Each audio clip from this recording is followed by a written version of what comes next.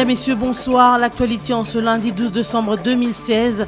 Le désarrêt du 16 mai et 17 octobre 2016 de la Cour constitutionnelle congolaise sauvegarde la paix et l'unité nationale. Ces propos de Maître Waleka Kitoko, docteur en droit public, ont été mentionnés lors de la conférence débat tenue récemment à Paris. Intervenant à cette conférence, les constitutionnalistes français ont encouragé le caractère droit de ces arrêts qui règlent le mandat présidentiel en RDC.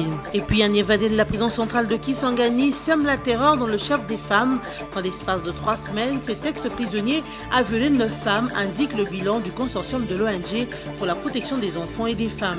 Selon le COPEF, l'âge des victimes varie entre 16 à 45 ans. Entre-temps, une enquête est diligentée pour retrouver le coupable. Les deux arrêts rendus le 16 mai et le 16 octobre 2016 par la Cour constitutionnelle RD congolaise ont fait l'objet d'une communication débat en France. Ces deux arrêts qui règlent le mandat présidentiel en RDC et qui suscitent polémique dans le pays a été porté à une conférence de juristes pour un débat contradictoire à Paris. Une initiative de Madame Waleka Kitoko, docteur en droit public et avocate au barreau de Paris.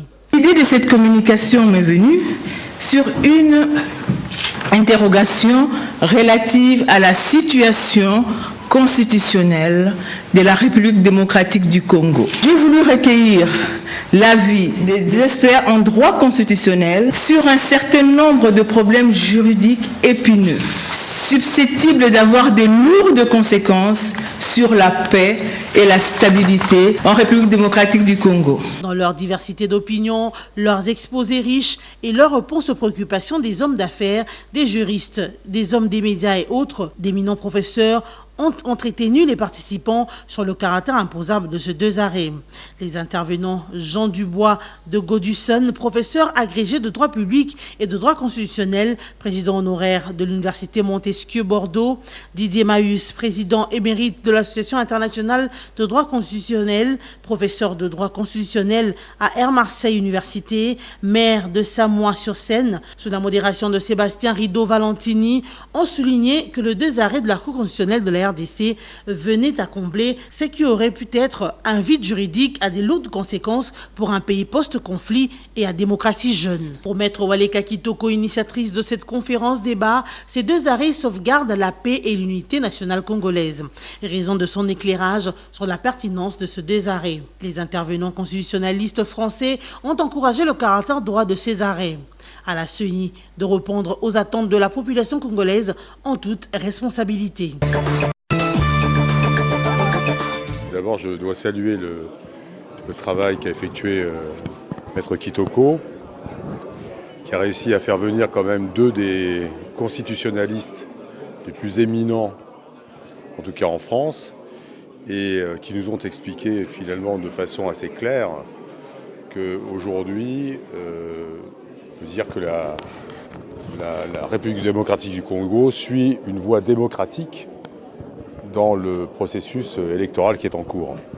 Moi, c'est ce que j'ai compris en tout cas des débats. On peut émettre beaucoup de critiques, mais il faut reconnaître qu'en droit, la position qui a été prise apparaît tout à fait fondée. Et que dans la voie qui est suivie aujourd'hui, on peut même dire, et on a parlé de jurisprudence, de cas pratiques, d'exemples à suivre pratiquement, on peut dire que maintenant la République du Congo est un exemple finalement de respect des règles démocratiques qu'elle s'est elle-même fixées à travers sa constitution.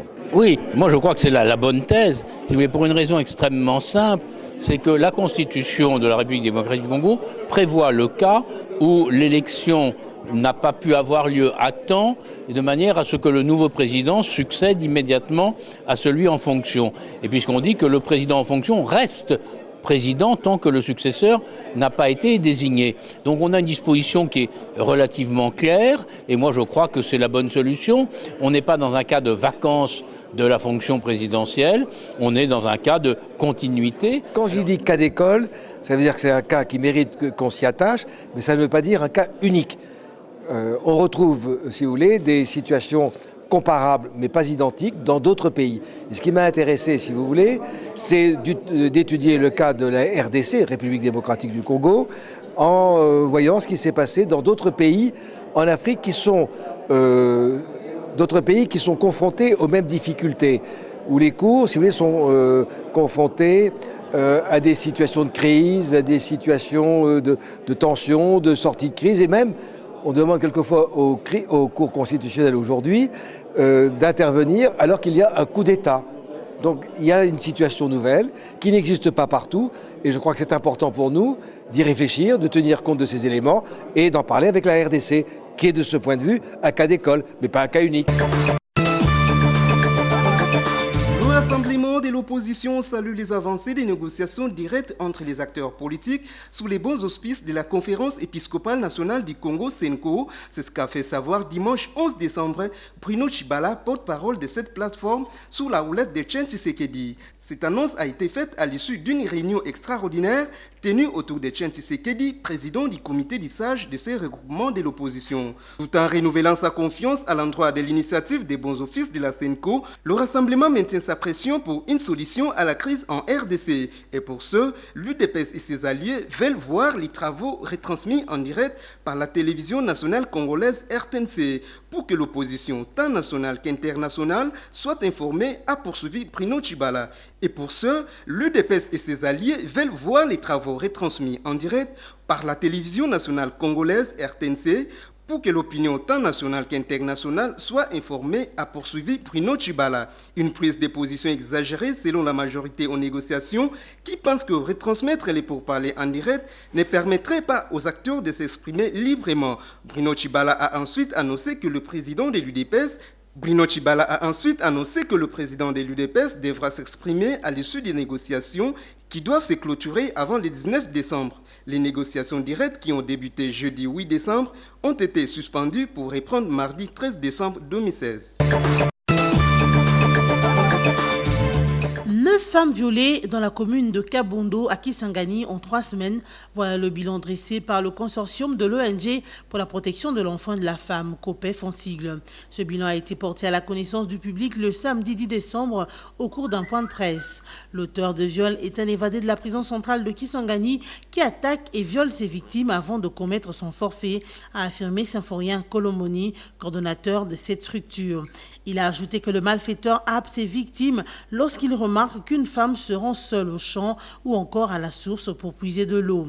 Inquiet de cette situation, Symphorien Kolomoni, cité par la radio Okapi, fait appel aux autorités pour les engager à plaider auprès de partenaires pour sécuriser ces femmes en danger. Notez que l'âge de ces victimes varie entre 16 et 45 ans, d'après le COPEF. En outre, une enquête pour retrouver le violeur a été diligentée par les autorités municipales de la commune de Kabondo, soutenues par la police nationale congolaise ainsi que le service de sécurité. La bonne nouvelle est que ces victimes bénéficient d'une prise en charge médicale dans une zone sanitaire de la ville de Kabondo. Fais ta politique, ne touche pas ma jeunesse, ne brûle pas ma ville. Tel est l'intitulé de la campagne lancée samedi 10 décembre dernier par le Conseil provincial de la jeunesse en collaboration avec le Forum national de la jeunesse. Cette campagne vise à sensibiliser la jeunesse à la culture de la paix pour le développement du pays et à la lutte contre le dévoiement social. D'après les organisateurs, cette activité concerne tous les jeunes Congolais en commençant par ceux des provinces issues de l'ancien Katanga. Pour bien mener la campagne, les organisateurs étaient dans les différents points chauds de la ville de Lubumbashi à la rencontre de jeunes. Il est prévu 3 jours pour la ville de Lubumbashi avant de viser les jeunes d'autres villes de la province du Haut-Katanga. Patrick Katengo, président interprovincial du Forum national de la jeunesse du Grand Katanga, a estimé que les jeunes doivent cultiver la paix et les valeurs républicaines parce qu'ils sont appelés à assumer de grandes responsabilités dans ce pays. De son côté, le commissaire général du gouvernement chargé de la jeunesse, Serge Condé, a indiqué que les jeunes doivent se réveiller et éviter d'être manipulés par les politiciens. La jeunesse doit être responsable, pensante et non attentiste et passive, a-t-il renchéri et martelé. Après le Haut-Katanga, la prochaine cible sera la jeunesse des provinces issues de l'ancien Katanga, dont le Lualaba, le Tanganyika et le Olomami. C'est pour pour ce lundi 12 décembre qu'est prévue l'ouverture du procès de l'ancien vice-président de la RDC Jean-Pierre Bemba et ses co-accusés. Le président du MLC, accusé au départ d'être responsable de la vague de meurtres et des viols commis par sa milice, le mouvement de libération du Congo en Centrafrique entre octobre 2002 et mars 2003. Un seul témoin devra répondre devant la Cour pénale internationale ce lundi 12 décembre au mercredi 14 de cette année, lors des audiences de confirmation de charges dans l'affaire dite de subornation de témoins. Notez qu'il s'agit de l'unique témoin à charge qui déposera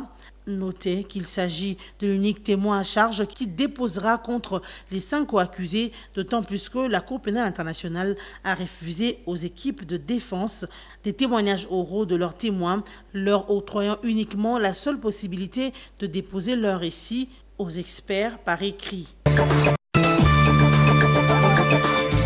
Après une attaque suicide dans la ville de Madagali, au Nigeria, le vendredi dernier, une attaque ayant fait au moins 56 morts et 177 personnes blessées, une deuxième explosion a eu lieu dans la matinée de ce dimanche 11 décembre dans un marché très fréquenté de Maiduguri, dans le nord-est du Nigeria.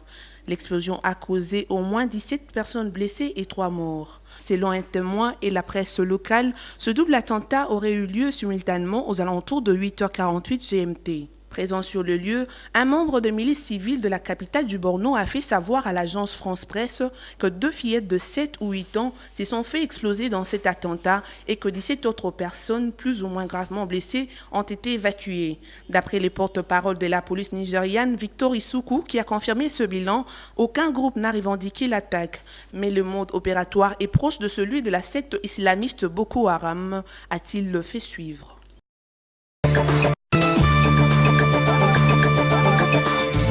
Pour ce soir, voici le rappel de titres. Le désarrêt du 16 mai et 17 octobre 2016 de la Cour constitutionnelle congolaise sauvegarde la paix et l'unité nationale. Ces propos de maître Waleka Kitoko, docteur en droit public, ont été mentionnés lors de la conférence débat tenue récemment à Paris.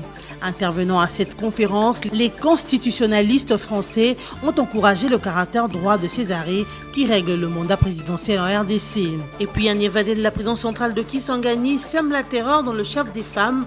Dans l'espace de 3 semaines, cet ex-prisonnier a violé 9 femmes, indique le bilan du consortium de l'ONG pour la protection des enfants et des femmes. Selon le COPEF, l'âge des victimes varie entre 16 à 45 ans. Entre-temps, une enquête est diligentée pour retrouver le coupable.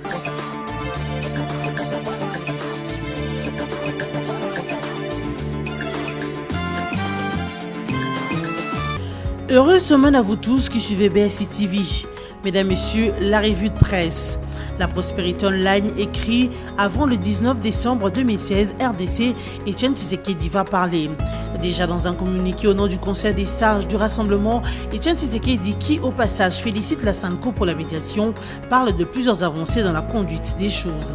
D'abord la validation de mandats de 30 délégués, dont 15 pour les signataires de l'accord de la Cité de l'Union africaine et 15 pour les non-signataires. Puis l'adoption du Code de bonne conduite ainsi que de l'ordre du jour avec 6 points de divergence majeurs sur le concept respect de la Constitution et de ses implications sur la crise politique actuelle. Le processus électoral avec des questions essentiellement axées sur la séquence, le calendrier et le mode de financement des élections, sans oublier bien sûr l'affaire de l'impartialité de la CENI et du CESAC. Rien qu'à voir les accents de ce communiqué du Rassemblement, il est lieu d'imaginer que la transition sera pacifique et que la gestion du pays sera consensuelle jusqu'à l'organisation des élections libres, transparentes et démocratiques. Sans doute que Joseph Kabila restera en fonction jusqu'à l'installation effective d'un nouveau président élu, a conclu la Prospérité. Actualité.cd qui relaie la même information rapporte Tshisekedi appelle à la vigilance et annonce qu'il s'adressera à la nation avant le 19 décembre. Le site souligne les quelques points à retenir de la réunion du Rassemblement. Etienne Tshisekedi, qui a réuni le Conseil des sages du Rassemblement ce dimanche 11 décembre 2016 à Limete, voici ce qu'il faut retenir de cette rencontre. Il salue les débuts des négociations directes entre les deux parties. Il renouvelle la confiance à l'endroit des évêques, 30 délégués validés, dont 15 non-signataires de l'accord du 10 octobre dernier, etc. Radio Okapi, de son côté, soulève un autre point issu de la rencontre du rassemblement et note. Dialogue inclusif en RDC, le rassemblement exige la retransmission en direct des débats. Les débats de ces travaux doivent être retransmis sur la RTNC pour que l'opinion nationale et internationale soit informée, indique le rassemblement dans une déclaration lue par son porte-parole Bruno Tshibala à l'issue d'une réunion extraordinaire tenue autour de Tian Tshisekedi, président du comité des sages de cette plateforme de l'opposition. Tout en renouvelant sa confiance à l'endroit de l'initiative de bons offices de la conférence épiscopale nationale du Congo SENCO, sous-comité des sages informe l'opinion sur les avancées enregistrées à ce stade. Forum de ZAS s'épanche sur la communication débat tenu en France sur les arrêts de la Cour constitutionnelle de la RDC. Le site écrit « Fin du mandat du Raïs, feu vert à la CENI pour des élections au-delà du 19 décembre ». Un constitutionnaliste français conforte les arrêts de la Haute Cour. Cependant, bien loin des chahuts des acteurs locaux, le français Didier Maïus donne de la voix. Selon ce prof de droit constitutionnel et maire de Saint-Mois-sur-Seine, l'alinéa 2 de l'article 70 de la Constitution en RD Congo est plus pratique. Il a déclaré vendredi dernier au cours d'une conférence de presse sur les arrêts du 16 mai et 17 octobre dernier rendus par la Cour constitutionnelle de la RD Congo, organisée à l'hôtel Bristol à Paris. Faisant allusion à l'article 75 de la même constitution RD congolaise, Maître Didier Maïus a par ailleurs souligné que cette disposition règle une situation qui n'est pas à comparer avec celle visée par le second alinéa de l'article 70. L'article 75 vise une vacance de pouvoir due à l'impossibilité du président de la République en fonction de continuer à assumer son mandat pour des raisons d'empêchement majeur, physique, psychologique ou médicale. Or, en RD Congo, le président en fonction ne se trouve pas dans cette situation et le pays est confronté à une situation bien différente où ce président ne peut pas être remplacé par un autre élu étant donné que les élections pour désigner celui-ci n'ont pas eu lieu dans les délais constitutionnels prescrits, a-t-il argumenté. Ainsi se termine cette revue de presse de ce lundi 12 décembre 2016. Excellente semaine en compagnie de BSI TV.